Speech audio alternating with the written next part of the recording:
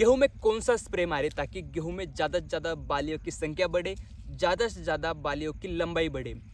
क्योंकि जितना ज़्यादा बालिया की संख्या बढ़ेगी, जितना ज़्यादा बालिया की लंबाई बढ़ेगी, उतना ही हमें दानों की संख्या मिलेगी और उतना ही हमारा प्रोडक्शन है, उतना ही हमारा जो उत्पादन है वो हमें ज़्यादा मिलेगा।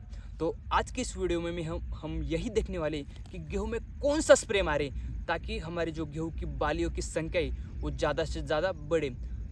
आज के इस वीडियो में मैं आपको एकदम सस्ता कॉम्बिनेशन बताने वाला हूँ, लेकिन उसके जो रिजल्ट है वो उतने ही ज़्यादा है। 300 रुपये 1 एकड़ के लिए खर्च आएगा, लेकिन ये 300 रुपये का कॉम्बिनेशन आपके जो गेहूं का उत्पादन है वो 3 गुना करेगा। मैं आपको गारंटी देता हूँ। बस आपको ये ध्यान में रखना है कि आपको जो स्प्रे है वो सही टाइम पे जाना चाहिए, क्योंकि अगर आपने ये स्प्रे सही टाइम पे नहीं लिया तो जितने ज़्यादा इसके फ़ायदे उससे ज़्यादा इसके विपरीत परिणाम भी आपको देखने को मिल सकती है। नमस्कार दोस्तों, स्वागत है आपका हमारे यूट्यूब चैनल एग्री वाला में। जो भी किसान भाई हमारे चैनल पे नए या जिन्होंने अभी तक हमें सब्सक्राइब नहीं किया वो कृपया करके हमें सब्सक्राइब कीजिए, वीडियो को ढेर सारा शेयर कीजिए और हाँ, लाइक करना मत भूलिए, क्योंकि आपका एक लाइक हमें आगे आने वाले जो वीडियो वो बनाने के लिए हमें प्रेरित करता है। तो दोस्तों, हम बात करते हैं कि गेहूँ में जो हम स्प्रे लेने वाले वो कौन सा लेना चाहिए।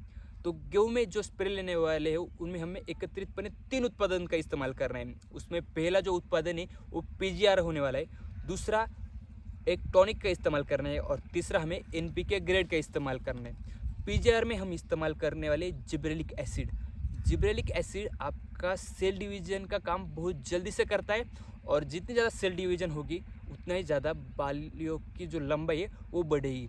और जिब्रेलिक एसिड को हमें बूस्ट करने के लिए हमें एक टॉनिक का इस्तेमाल करना है। टॉनिक में हम नाइट्रोबेंजीन का इस्तेमाल करेंगे, जो बूम फ्लावर के नाम से आता है। आपको नाइट्रोबेंजीन इस्तेमाल करना है। नाइट्रोबेंजीन से ज़्यादा रूट डेवलपमेंट होगी और जो गेहूँ की बालियाँ है वो भी फुटाव करने के लिए और गेहूँ की बालियाँ की जो मोटापा है वो बनाने में नाइट्रोबेंजीन यहाँ पर मदद करने वाला है। और तीसरा हमें एनपीके लिक्विड ग्रेड का इस्तेमाल करना है। उसमें हमें इस्तेमाल करना है 12-61-0। तो मैंने जो आपको कॉम्बिनेशन बताया उसका अगर हम डोज देखें तो आपको जो जिब्रेलिक एसिड है वो 1 एकड़ के लिए सिर्फ 2 ग्राम इस्तेमाल करना है। साथ ही में आपको जो बूम फ्लावर है वो आपको 400 मिली इस्तेमाल करना है और एनपीके 12-61 आपको 1 केजी पूरा 200 लीटर पानी में घोलकर पूरा 1 एकड़ में स्प्रे करना है।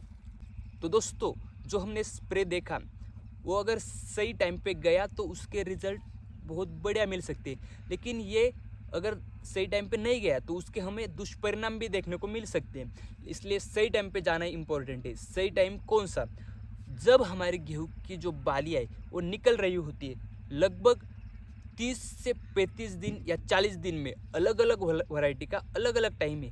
किनकी जल्दी निकलेगी, किनकी थोड़ी लेट निकलेगी। लगभग मैं आपको बताता हूँ, जब इस स्टेज में आपके गेहूं की जो बालियाँ निकल रही होंगी तब हमें गेहूं में स्प्रे लेना है।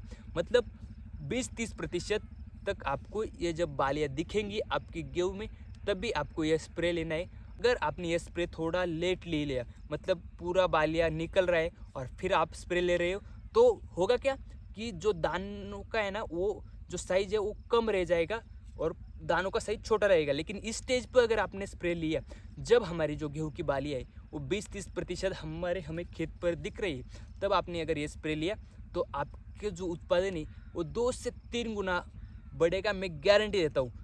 सिर्फ सही टाइम पे ये स्प्रे जाना चाहिए। तो आपको ये इन्फॉर्मेशन कैसे लगी कमेंट सेक्शन में ज़रूर बताना।